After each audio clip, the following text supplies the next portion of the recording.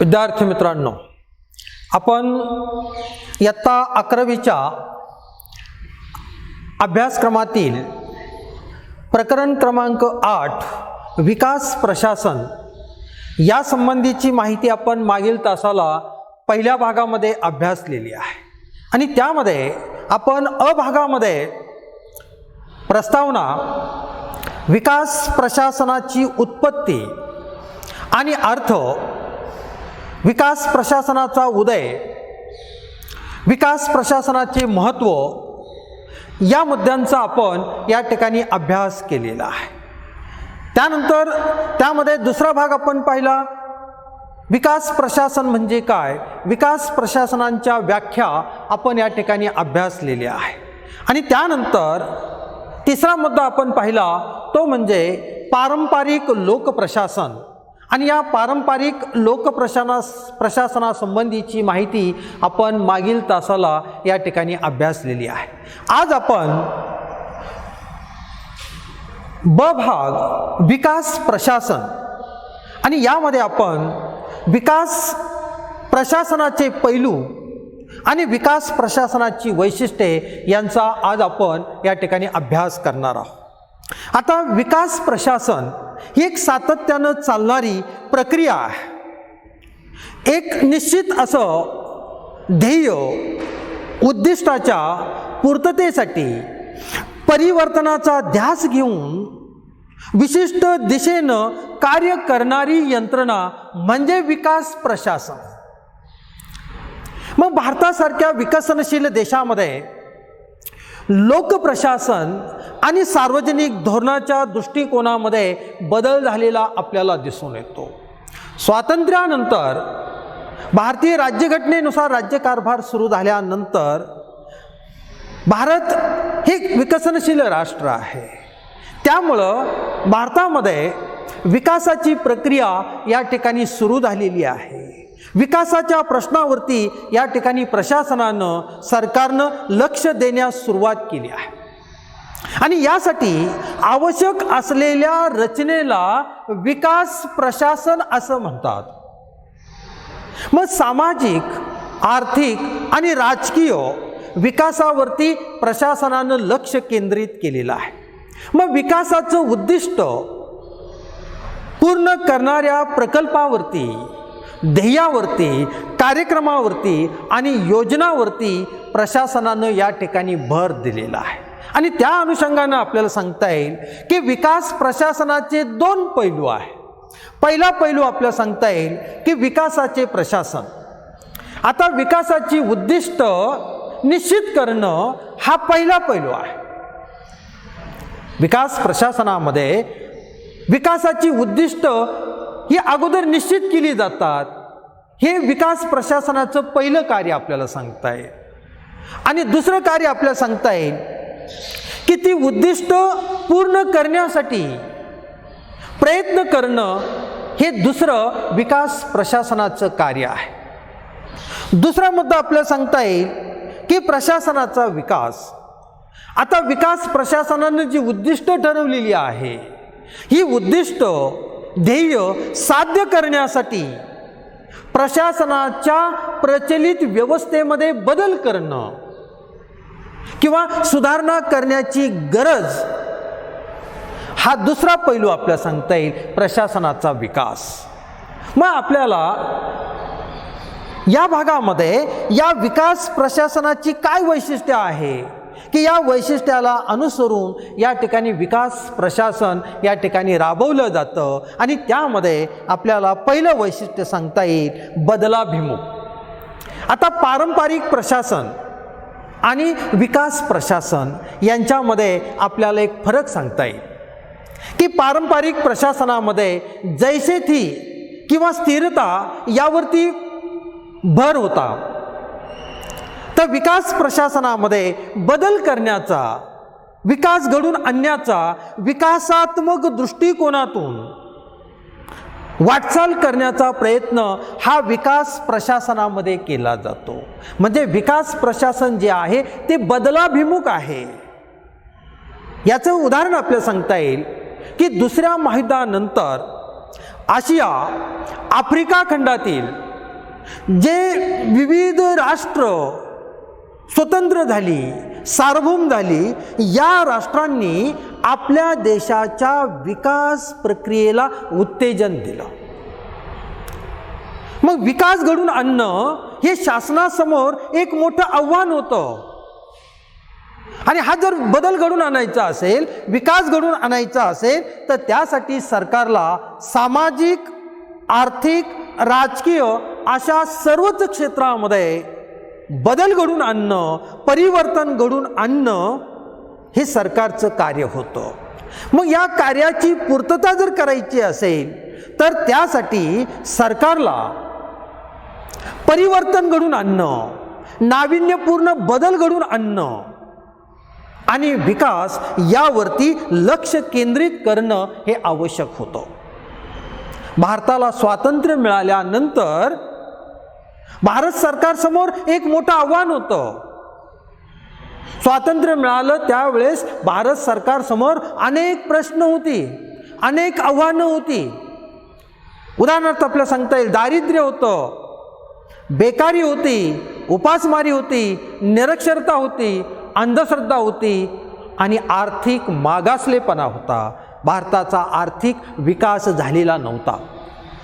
मग हे सर्व प्रश्न भारतासमोर होते, प्रशासनासमोर हे प्रश्न निर्माण झालेले होते. आणि त्या कालखंडामध्ये असणाऱ्या पारंपरिक क्षेत्राकडं म्हणजेच कृषी क्षेत्राकडं हेतू पुरस्कर लक्ष न देता प्रशासनानं औद्योगिकरणाला त्या ठिकाणी प्राधान्य दिलं. कारण भारतासारख्या देशामध्ये 70% लोक हे शेती व्यवसाय करत होते. मग प्रशासनानं हेतू पुरस्कार कृषी क्षेत्राकडे लक्ष न देता अगोदर औद्योगिकरणाला त्या ठिकाणी प्राधान्य दिलं. मोठमोठे उद्योगधंदे, कारखाने निर्माण करण्यावरती या ठिकाणी सरकारने भर दिलेला होता. आणि त्यामध्ये सरकारनं या सार्वजनिक क्षेत्रामध्ये फार मोठ्या प्रमाणामध्ये गुंतवणूक केलेली होती. मग त्याचं उदाहरण आपल्याला सांगता येईल की भिलाई या ठिकाणी सुरू केलेला पोलाद कारखाना. त्यानंतर आपल्याला सांगता येईल की सरकारनं जलविद्युत प्रकल्पाची उभारणी आणि धरण बांधणी यावरती भर दिलेला होता. मग त्याचं उदाहरण आपल्याला सांगता येईल बागरा नांगल धरण. पंडित जवाहरलाल नेहरू यांनी या प्रकल्पांना आधुनिक भारताची मंदिरं असं म्हटलेलं आहे. म्हणजे इथं आपल्याला सांगता येईल की अगोदर विकास घडवून आणत असताना या ठिकाणी विशिष्ट ध्येय, उद्दिष्ट डोळ्यासमोर ठेवून त्यावरती प्रशासनानं भर दिलेला होता. म्हणून आपल्याला सांगता येईल बदलाभिमुख हे विकास प्रशासनाचं पहिलं वैशिष्ट्य आहे. दुसरं वैशिष्ट्य आपल्याला सांगता येईल उत्पादनभिमुखता. आता विकास प्रशासनाचं उद्दिष्ट आहे निष्पत्ती आणि परिणाम साध्य करणं. मग त्यासाठी कामाचं मूल्यमापन करणं. मग कामाचं मूल्यमापन जर करायचं असेल तर त्यासाठी नियम तयार करावे लागतात. जर विकास प्रशासनाचं उद्दिष्ट हे बदल घडवून आणणं आहे, परिवर्तन घडवून आणणं आहे, तर त्यासाठी विकास प्रशासनाला विशिष्ट ध्येय, विशिष्ट लक्ष त्या ठिकाणी ठरवणं आवश्यक असतं. त्या ध्येयाला, उद्दिष्टाला अनुसरून विकास प्रशासनाला अपेक्षित बदल त्या ठिकाणी घडून आणावा लागतो. मग हा बदल घडून आणण्यासाठी विकास प्रशासन आपल्या उद्दिष्टाच्या पूर्ततेसाठी जे काही नियम तयार करतं, हे नियम तयार करत असताना ती उद्दिष्ट डोळ्यासमोर ठेवून ते नियम तयार केले जातात. आता उदाहरणार्थ आपल्याला सांगता येईल की जेव्हा सरकार ठरवतं की आर्थिक विकासाचा दर हा प्रतिवर्षी 8 ते 10% असावा, असं ज्यावेळेस उद्दिष्ट ठरवलं जातं त्यावेळेस वाजवी आणि साध्य करता येतील अशी उद्दिष्ट सरकार ध्येय म्हणून त्या ठिकाणी समोर ठेवत असतं. आणि अशी उद्दिष्ट डोळ्यासमोर ठेवल्यानंतर त्या दृष्टीनं विकास प्रशासनाला त्या ठिकाणी ध्येय धोरणं राबवावी लागतात. आणि ती ध्येय धोरणं राबवत असताना काही नियम त्या ठिकाणी तयार केले जातात आणि त्या नियमानुसार त्या ठिकाणी ते ध्येय धोरण राबवलं जातं आणि त्यामुळं आपल्याला त्या प्रशासनामध्ये उत्पादन भिमुखता या ठिकाणी दिसून येते. हे दुसरं वैशिष्ट्य आपल्याला सांगता येईल. त्यानंतर तिसरं जे वैशिष्ट्य आहे लोकसहभाग. आता यामध्ये आपल्याला सांगता येईल की विकास प्रक्रियेमध्ये लोकांचा सहभाग या ठिकाणी महत्त्वाचा आहे. कारण सामाजिक आणि आर्थिक बाबीशी निगडीत असणारी विकास ही प्रक्रिया आहे. त्यामुळं या प्रक्रियेमध्ये लोकांचा सहभाग त्या ठिकाणी महत्त्वाचा आहे आणि लोकांचा सहभाग हा जर असेल तर ती योजना असेल, तो उपक्रम असेल, तो त्या ठिकाणी यशस्वी होऊ शकतो. जर विकासाची उद्दिष्ट ही तळागाळातील लोकांच्या हितसंबंधाशी जोडलेली नसेल तर आपल्याला सांगता येईल की ती उद्दिष्ट साध्य करण्यामध्ये अनेक अडथळे निर्माण होतात. लोक त्या उद्दिष्टांच्या अंमलबजावणीमध्ये सहभाग घेत नाही, सहभाग देत नाही आणि ती उद्दिष्ट, ती ध्येय धोरणं अस्तित्वात येणं या ठिकाणी कठीण होऊन बसतं. मग अशा वेळेस ही उद्दिष्ट जर आपल्याला साध्य करायची असेल तर त्यासाठी नियोजन, म्हणजे ते उद्दिष्ट ठरवत असताना जे नियोजन केलं जातं त्या नियोजनामध्ये लोकांचा सहभाग असला पाहिजे, अंमलबजावणीमध्ये लोकांचा सहभाग असला पाहिजे आणि ज्या वेळेस त्याचं मूल्यमापन केलं जातं या मूल्यमापन प्रक्रियेमध्ये सुद्धा लोकांचा सहभाग असला पाहिजे. तरच आपल्याला सांगता येईल की ती योजना, तो उपक्रम, ते उद्दिष्ट त्या ठिकाणी यशस्वीरित्या साध्य होऊ शकतं.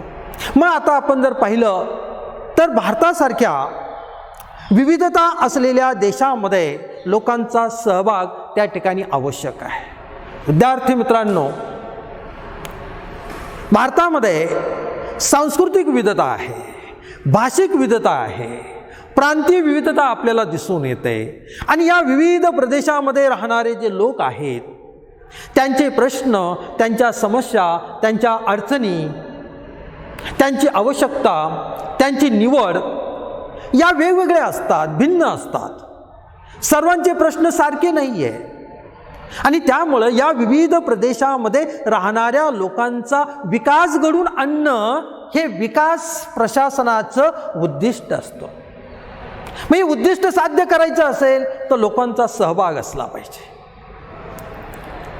आणि त्यासाठी स्वातंत्र्यानंतर केंद्र सरकारने जे विविध योजना सुरू केलेल्या आहे, जे कार्यक्रम राबवलेले आहे, त्या कार्यक्रमामध्ये लोकांचा सहभाग वाढवण्याचा प्रयत्न केंद्र सरकारनं केलेला आहे. आता उदाहरणार्थ आपल्याला सांगता येईल की 1952 मध्ये सामूहिक विकास कार्यक्रम आणि 1953 मध्ये राष्ट्रीय विस्तार सेवा केंद्र सरकारने सुरू केल्या.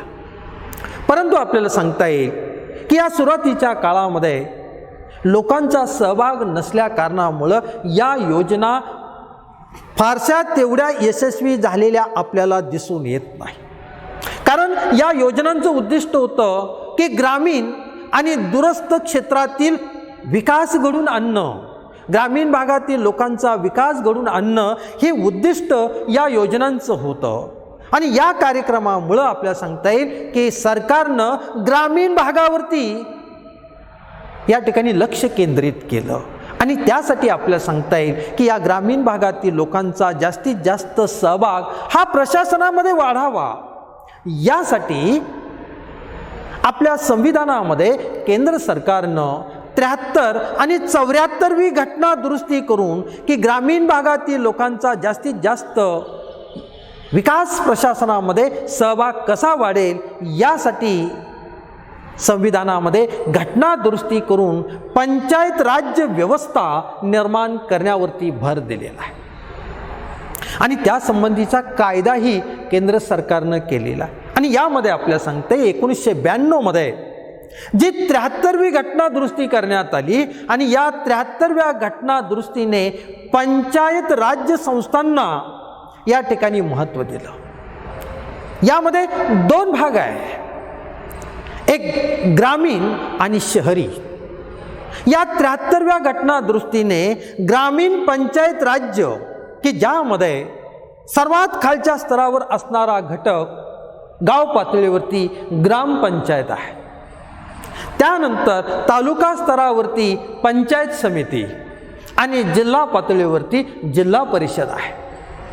आणि या ग्रामीण पंचायत राज्यमध्ये जास्तीत जास्त लोकांचा सहभाग त्या ठिकाणी वाढावा, सत्तेचं विकेंद्रीकरणावरती या ठिकाणी सरकारने भर दिलेला होता.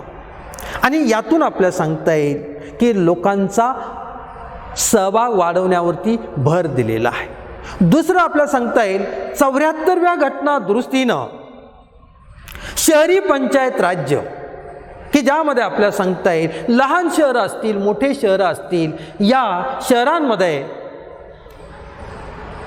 नगरपालिका, नगर परिषदा आणि महानगरपालिका यांची स्थापना करून त्या ठिकाणी शहरी भागातील लोकांचा या राजकीय क्षेत्रामध्ये सहभाग वाढवण्यावरती भर दिलेला आहे आणि त्या संबंधीचा कायदा या ठिकाणी सरकारनं केलेला आहे. त्यानंतर आपल्याला सांगता येईल विद्यार्थी मित्रांनो, या विकास प्रशासनाचं चौथं वैशिष्ट्य सार्वजनिक बांधिलकी. आता विकास प्रशासनाचं एक वैशिष्ट्य आहे की विशिष्ट कार्य पूर्ण करण्यासाठी या प्रशासनातील नोकरशहा, प्रशासकीय अधिकारी यांची बांधिलकी असली पाहिजे. त्यांचा सहभाग या ठिकाणी महत्त्वाचा आहे, कारण त्यांच्या सहभागाशिवाय कोणतंही कार्य त्या ठिकाणी पूर्ण होऊ शकत नाही. आणि यासाठी आपल्याला सांगता येईल की या विकास प्रक्रियेमध्ये, या विकास प्रक्रियेच्या वाटेमध्ये, अंमलबजावणीमध्ये अनेक अडथळे आहेत आणि अडथळे दूर करणं आणि दूर करून या प्रशासनामध्ये असणाऱ्या या नोकरशहांनी विकासात्मक उद्दिष्ट साध्य करण्यासाठी त्याविषयी या प्रशासनातील सनदी नोकरांमध्ये आपुलकी असली पाहिजे, बांधिलकी असली पाहिजे. आणि आपण जे कार्य करतो ते राष्ट्रीय कार्य आहे आणि या राष्ट्रीय कार्याबद्दल त्यांच्यामध्ये उत्साह जर असेल तर त्या विकास प्रशासनाचं उद्दिष्ट या ठिकाणी साध्य होऊ शकतं. म्हणून सार्वजनिक बांधिलकी हे विकास प्रशासनाचं वैशिष्ट्य आहे. आणि यामध्ये आपल्याला सांगता येईल की या विकास प्रशासनातील हा जो सनदी नोकर वर्ग आहे हा प्रत्यक्ष उद्दिष्ट, ध्येय राबवणारा हा महत्त्वाचा घटक आहे. आणि हा घटक या ठिकाणी आपल्या कामाशी बांधील असला पाहिजे. या प्रशासकीय नोकर वर्गाने आपलं कार्य त्या ठिकाणी विशिष्ट वेळेमध्ये नियोजनाप्रमाणे त्या ठिकाणी पूर्ण केलं पाहिजे. म्हणजे तो या प्रक्रियेमध्ये आपल्या कामाशी वचनबद्ध असला पाहिजे.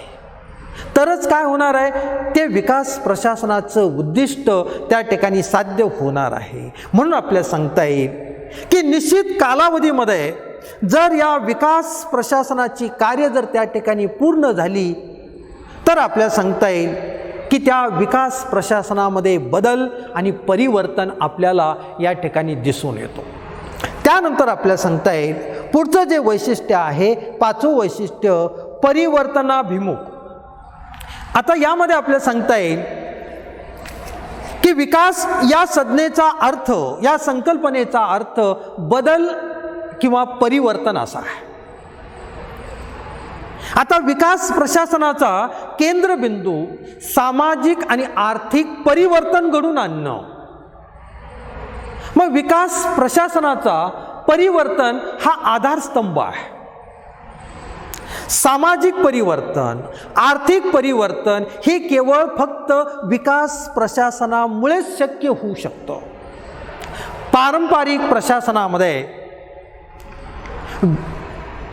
हे परिवर्तन शक्य नाही, हा बदल त्या ठिकाणी शक्य नाही. म्हणून आपल्याला सांगता येईल की या पारंपरिक प्रशासनामध्ये जैसे थे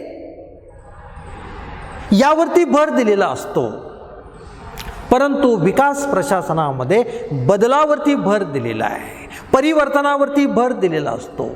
या पारंपरिक प्रशासनामध्ये कायदा आणि सुव्यवस्था प्रस्थापित करणं, शांतता प्रस्थापित करणं यावरतीच भर दिलेला असतो. विकास कार्यावरती भर दिलेला नसतो किंवा विकास कार्य शक्य नसतं. मग हे विकास कार्य हे विकास प्रशासनाकडून त्या ठिकाणी पूर्ण केलं जातं. म्हणून या दोन प्रशासनामध्ये हा फरक आपल्याला या ठिकाणी दिसून येतो.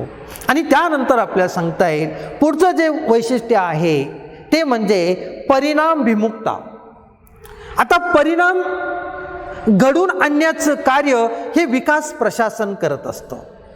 मग विकास प्रशासनाचा संबंध हा परिणाम प्राप्तीशी असतो. बदल दर्शवणारं परिणाम विकास प्रशासनाद्वारे त्या ठिकाणी प्राप्त होत असतं. याचं एक उदाहरण आपल्याला सांगता येईल की प्रत्येक व्यक्तीच्या उत्पादनात वाढ झाली असं ज्यावेळेस आपण म्हणतो त्यावेळेस हा विकास प्रशासनाचा परिणाम आहे. की या विकास प्रशासनामुळं आपल्याला सांगता येईल की व्यक्तीच्या उत्पादनामध्ये वाढ झालेली आपल्याला दिसून येते. लोकांच्या मूलभूत गरजांच्या पूर्ततेसंबंधी जर विकास प्रशासनानं आपली उद्दिष्ट आपली ध्येय ज्यावेळेस राबवली जातात त्याचा परिणाम आपल्याला या ठिकाणी दिसून येतो. आता दुसरं एक उदाहरण आपल्याला सांगता येईल की शिक्षणाचा विकास आणि विस्तार, आरोग्य सेवा संबंधीची उपलब्धता, अशा प्रकारे कल्याणकारी सुविधांची जर पूर्तता केली जात असेल तर तो विकास प्रशासनाचा परिणाम आहे. मग त्या क्षेत्रातील समस्या सोडवण्यावरती विकास प्रशासन त्या ठिकाणी भर देतं. म्हणून त्याला परिणामभिमुखता हे विकास प्रशासनाचं वैशिष्ट्य आहे. त्यानंतर सातवं वैशिष्ट्य आपल्याला सांगता येईल ग्राहकभिमुखता. आता विकास प्रशासनाची एक विशेषता आहे. ते विकास प्रशासनाचं एक वैशिष्ट्य आपल्याला सांगता येईल की विकास प्रशासन हे नागरिकांना सेवा पुरवण्यासाठी कटिबद्ध असतं. या विकास प्रशासनामध्ये नागरिक हे ग्राहकाप्रमाणे असतात. जसं आपण म्हणतो की ग्राहकांचं समाधान करणं हे विक्रेत्यांचं ध्येय असतं. विक्रेते जसे ग्राहकांचं समाधान करतात, ग्राहकाला पाहिजे त्या पद्धतीनं ती वस्तू त्या ठिकाणी देण्याचं कार्य करत असतात. त्यामुळं ग्राहकांचं समाधान होतं आणि विक्रेत्यांचा त्या ठिकाणी फायदा होतो. त्याप्रमाणे विकास प्रशासनामध्ये नागरिक हा घटक महत्त्वाचा आहे. मग नागरिकांचं समाधान करणं हे विकास प्रशासनाचं ध्येय असावं लागतं. आणि या ध्येयाला अनुसरून ज्यावेळेस विकास प्रशासन जनतेप्रती काळजीपूर्वक ज्यावेळेस एखादं ध्येय धोरण, एखादी योजना, एखादा कार्यक्रम ज्यावेळेस राबवतं त्यावेळेस आपल्याला त्या विकास प्रशासनाची नागरिकाप्रती असणारं उत्तरदायित्व या ठिकाणी दिसून येतं. म्हणून आपल्याला सांगता येईल की ग्राहकभिमुखता हे विकास प्रशासनाचं वैशिष्ट्य आहे. त्यानंतर शेवटचं वैशिष्ट्य आपल्याला सांगता येईल विद्यार्थी मित्रांनो, ते म्हणजे समयबंधनता.